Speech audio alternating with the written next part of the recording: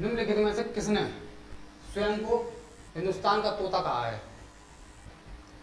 पहला अपन चारों को, ये तो दोनों एक ही है, अमीर खुसरो और अमीर हसन दोनों एक ही नाम है, ठीक है। पहले अपन देखते हैं किसको, मलिक मोहम्मद जायसी को। किसको देखते हैं? मलिक मोहम्मद जायसी को। इसके बारे में देखते हैं।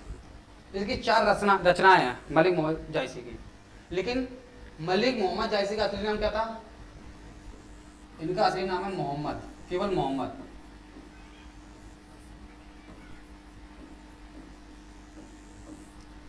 ये उत्तर प्रदेश के रायबरेली जिले के निवासी थे, जायस नामक स्थान के।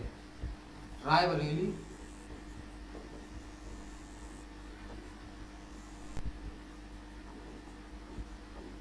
जायस नामक स्थान पर रहते थे, इसलिए इनके नाम के पहले जायसी लगा दिया। अब बात आती है मलिक क्यों लगा इनके नाम के पहले? ये सूफी लोग जो होते थे, ये अपने नाम के लिए मलिक इसलिए लगाते थे, जैसे अपन मोदी जी को बोलते हैं प्रधानमंत्री हो हमारे, है ना, सेनापति हो, जो इनके यहाँ पर कोई सेनापति हो, कोई मंत्री हो, तो उनके नाम के पहले मलिक लगा दिया करते थे। इसलिए इनका नाम पड़ गया मलिक मोहम्मद जायसी।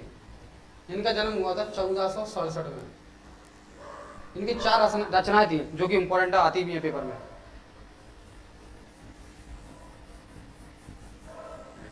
पहली है पद्मावत। पद्मावत किसने लिखी है? मलिक मोहम्मद जायसी ने। एक है अखरावट और एक है आखिरी कलाम।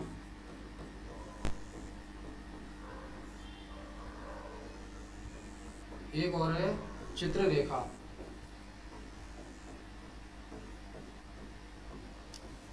पद्मावत में जो है चित्तौड़ के राजा रतन सेन और सिंहल द्वीप की, जिसका नाम था, अपन किसके नाम से जानते थे जिसको? पद्मावती के नाम से आते थे, रतन सेन और सिंहल द्वीप की।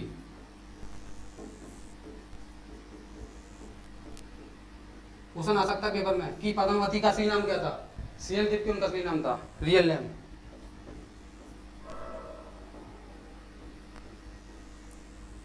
इन दोनों की प्रेम की गाथा बताई किसमें?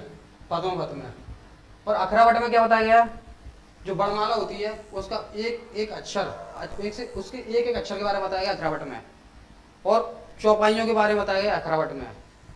आखिरी कलाम में किसके बारे में बताया गया है? आखिरी कलाम में जब इंसान की मृत्यु हो जाती है, उसकी जो मृत्यु के बाद जो दशा होती है, जो क्रियाक्रम होते हैं, उसके बारे में बताया गया आखिरी कलाम में। चित्ररेखा में किसके बारे में बताया गया है?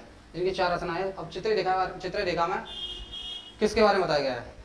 चित्ररेखा में चंद्रपुर की राजकुमारी चित्ररेखा, नाम ही उनका चित्ररेखा था। चंद्रपुर की राजकुमारी चित्ररेखा और कन्नौज के राजकुमार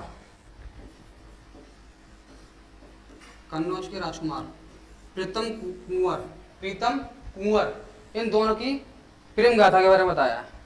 चंद्रपुर की राजकुमारी चित्ररेखा और कन्नौज के राजकुमार प्रीतम कुंवर, इन दोनों की प्रेम गाथा के बारे में बताया किसमें? चित्ररेखा में, ठीक है। ये थे मलिक मोहम्मद जायसी की रचनाएं। अब आते हैं रस खान के पास। रस खान,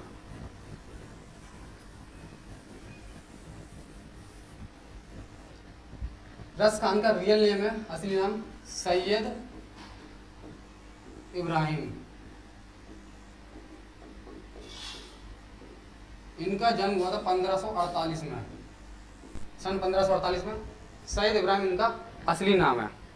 इनकी 2 कृतियां हैं रस खान की, एक है सुजान रस खान और एक है प्रेम वाटिका। सुजान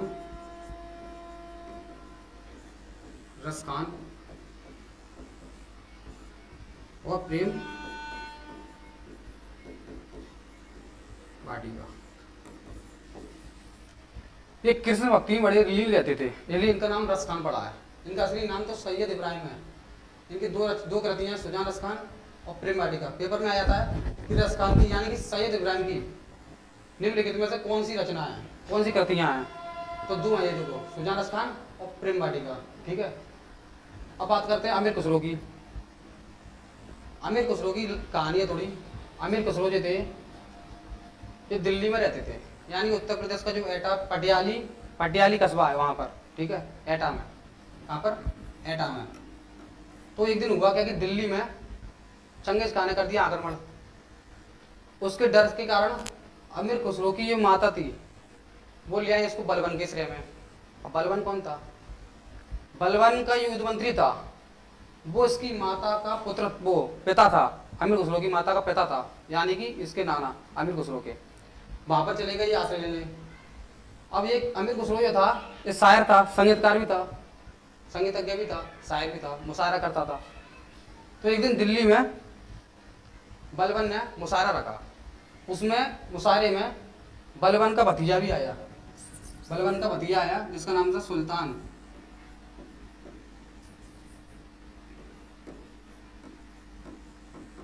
मोहम्मद। सुल्तान मोहम्मद बलबन के भतीजे का नाम था। ये भी आया था, ये भी शायर था लेकिन इतना अच्छा नहीं था जितना अमीर खुसरो था।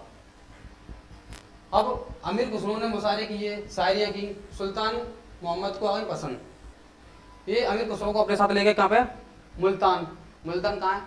जहाँ आज पाकिस्तान का पंजाब है, वही मुल्तान था पहले। जो मुल्तान ले गए किसको? अमीर खुसरो को।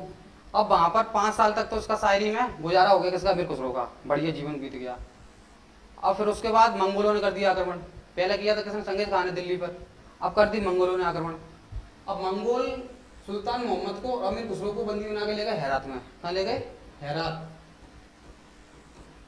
अब हेरात ले जाकर सुल्तान मोहम्मद का तो कर दिया सरकलम, अमीर खुसरो बच गए। कैसे बच गए? ये शायर थे तो 2 साल तक इनकी बढ़िया शायरी सुनी किसने? मंगोलों ने।